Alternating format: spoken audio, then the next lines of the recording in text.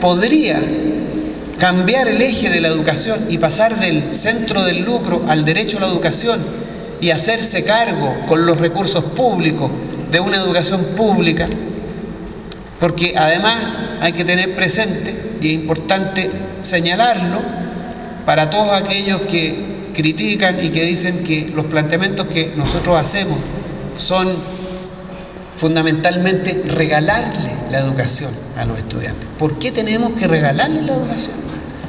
Nunca ha sido regalada la educación.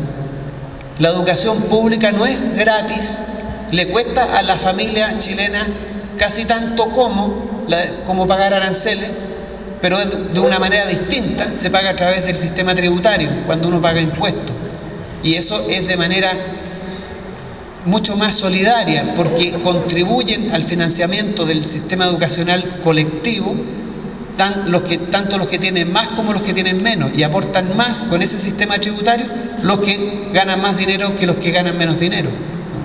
Y además se entiende que tiene que ser así porque la educación no solamente es un derecho, sino que también es una necesidad del desarrollo de un pueblo, porque los pueblos no se desarrollan cuando hay ignorancia. Los pueblos no se desarrollan solo porque tienen infraestructura, edificios de cristal, carreteras de alto rendimiento, automóviles de lujo.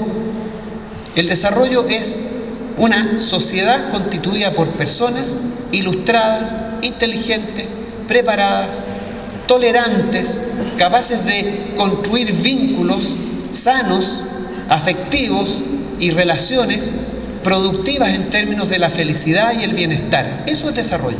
Si no tenemos eso, entonces no tenemos nada. Tenemos simplemente un estado primitivo.